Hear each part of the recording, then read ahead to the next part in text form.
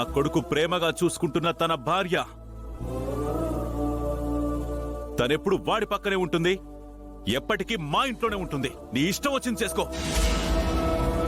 All right, తెగించారు. తెగేదాకా లాగుతున్నారు కదా, అది చూద్దాం.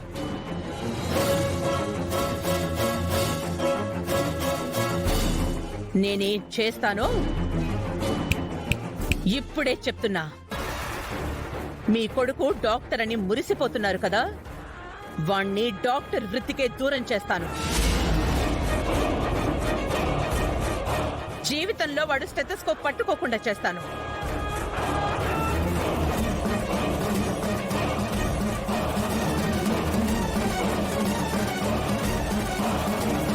మీ కష్టార్జితంతో ఈ స్థాయికి వచ్చామనుకుంటున్నారేమో.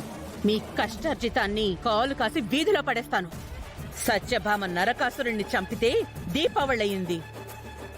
ఈ యామిని తలుచుకుంటే మీకు అమావాస్య అవుతుంది.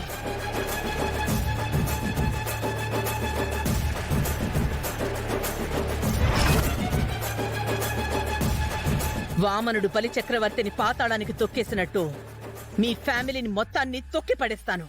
రాసి పెట్టుకోండి. నేను చెప్పింది చెయ్యకపోతే నా పేరు యామినే కాదు, మైండెడ్.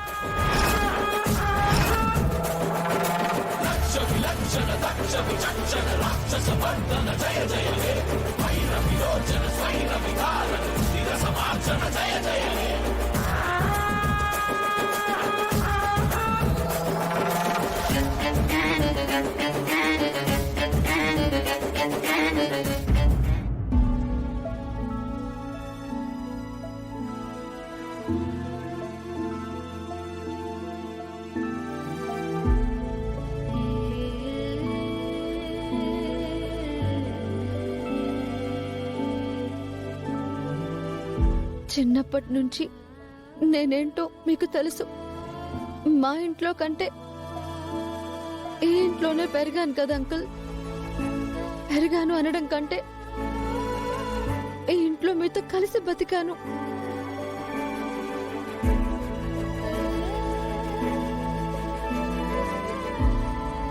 వీడంటే ఇష్టంతో, పిచ్చి ప్రేమతో బ్రతికాను.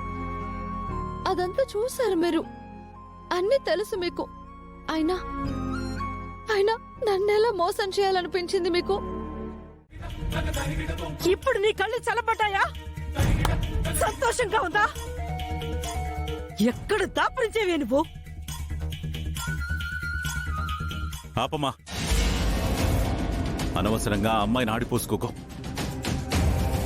అవంతిక, నానమ్మ లోపలికి తీసుకెళ్ళు. అదెందుకురా? నువ్వే నన్ను కాటికి తీసుకెళ్ళి తగలబెట్టు.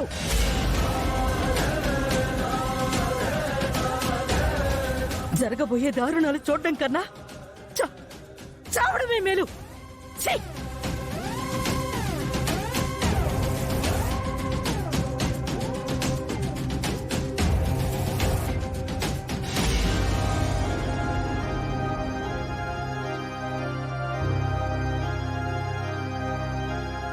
ఆవిడ నోటి తీరే అంతమ్మా, తన మాటలేం పట్టించుకోకో.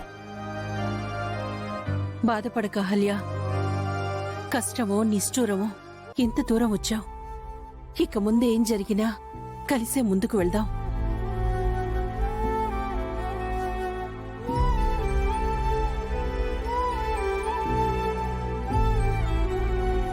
వెళ్ళి గౌతమ్, తన్ని ఓదార్చి కాస్త ధైర్యం చెప్పు.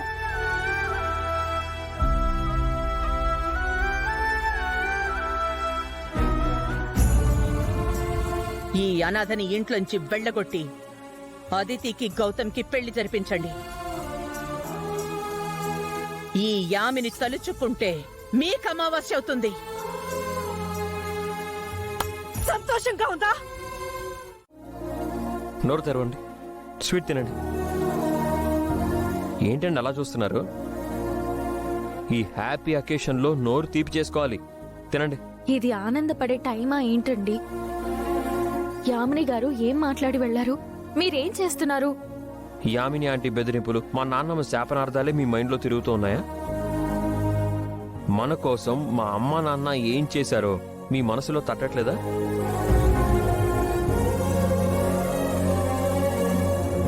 ఇన్నాళ్ళు మీ పక్కన నేను మాత్రమే ఉన్నాను అనుకున్నాను, కానీ ఇప్పుడు మా అమ్మ నాన్న కూడా మనకు అండగా ఉన్నారు. మనకి విడాకులు రాకూడదని వాళ్ళు జడ్జి గారిని కోరుకున్నారంటే నాకు చాలా హ్యాపీగా ఉంది. నేను ఇన్నాళ్ళు మీకోసం ఒంటరిగా పోరాటం చేశాను, కానీ ఇప్పుడు మనిద్దరికి మా అమ్మ నాన్న కూడా తోడయ్యారు. హ, చాలండి. ఇక మనల్ని యామిని ఆంటీ కాదు కదా, ఇంకెవ్వరూ విడదీయలేరు.